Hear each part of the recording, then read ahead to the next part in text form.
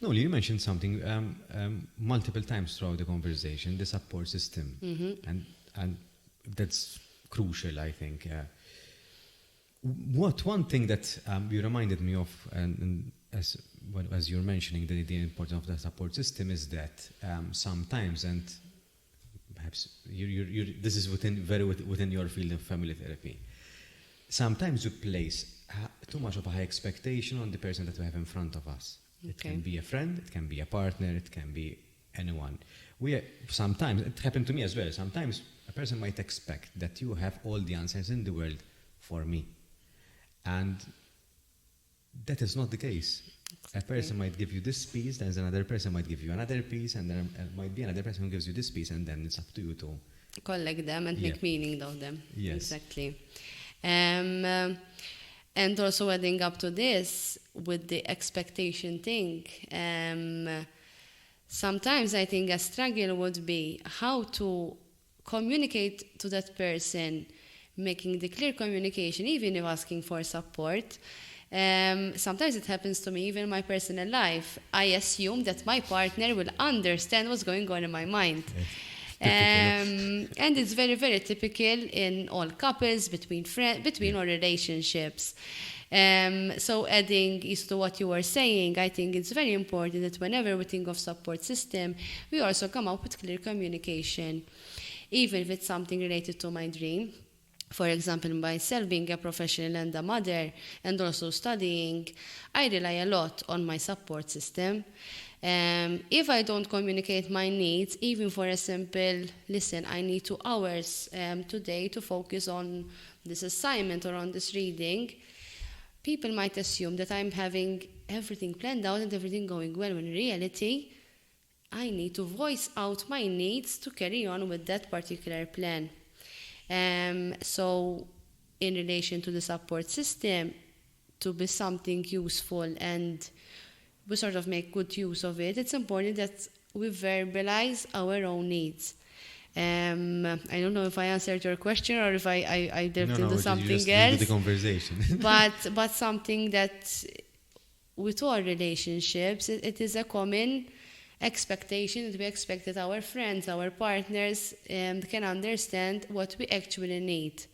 When in reality, we need to be clear in what we need to make our things, our plans happen, and not assuming that they would know what's going on in our mind, because that's not how things work out. Yes, and the fact that they can't, no one can give you all at once. Exactly.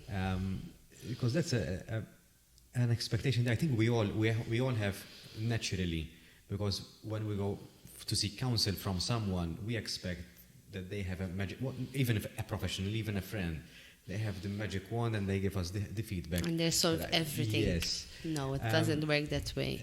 It doesn't. And sometimes the expectation that we put in our partners is the highest, because we expect them to be the healer, to be the nurse, to be the listener, to be the cook, to be the person who's romantic. Exactly. The person would have to wear multiple hats, sometimes all at once, and that is the expectation that is in our heads. And from what I feel is that we might lose sight of the actual person themselves. Exactly. Because there would be a lot of misunderstandings, a lot of arguments, because there is a lot of miscommunication. So the cycle keeps on going. And going back to therapy, Daniel, and finding your own internal resources, getting to know these patterns, even in your relationships, really helps you to make sense of where you're at, why you put those high expectations on your significant others, and why you don't own, for example, to your own responsibilities as a person, and where it is coming from. It's very, very interesting and very complex, as I said, but whenever you start making meaning, so you start adding up the sum to the equation, you start making sense of the situations, and you start to see yourself as a whole person, and how, although I am one person with many different roles, when the puzzles start adding up, you start to find meaning in all aspects in your life, professionally, personally, being a mother, being a student, being as an assistant manager, all the roles start making more sense. Knowing what you know, Noelene, and this might be, I'm not looking for an overarching statement here. Can a person do it on their own? Do you think that a person can do it on their own? If they're willing, yes. If they're not, no. In the sense that we work in systems, so I cannot change myself or expect you to change without. So in life, we work in relationships. So if, let's say, sorry for the Maltese word, if, let's say, I am being angry and I'm trying to reduce my anger, it's not just Noelene needs to fix her anger. You need to think what is causing that anger. So if you're constantly doing things for me to get angry, just changing myself won't be enough. We need to think, okay, I need to find different ways how to let that anger get down, but you also need support to change some things that are causing that trigger. Because in family therapy and systemic, we say that A does not causes B, but it's a causality thing. Okay. And when you start thinking on that aspect, even the way you look at a person, you don't say like Daniel is the problem. The problem is ours. We are causing it. So what can we do? What can we change? Again, it sounds a bit too simplistic, but when you think about it, it really starts making sense. And even you start changing the perspective towards life, towards certain situations, towards certain disagreements, and it gives you more meaning. But I've heard this, that if you manage to see that there's a problem and the solution is both, so there's a team, you don't associate that problem with the person or the solution either. So you see the person, you're just two people trying to cross this bridge, for example. Exactly. The burden, it won't feel like it's all your fault. Yeah. Okay? And even you will feel supported by me that, okay, there is that situation and we need to work for it. Having said that, if you are being resistant, that won't work out.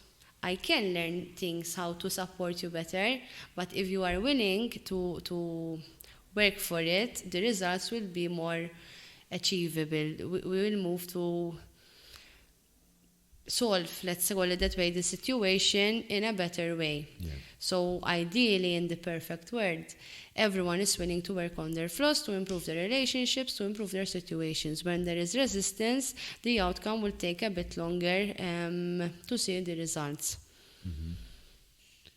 Resistance in the sense, from what I understand, is resistance that the unwillingness to do your part. Exactly. Or putting all the work on me. Yeah. Because in that way, although if I change my certain things that will support you, we might still see a result. If you were still putting the blame on me as your friend, as your partner, the result, the thinking would be different. There won't be that ownership, even if a mistake was done, there won't be that ownership to change things for the better. Even for me to feel supported, that I'm not carrying the burden on my own.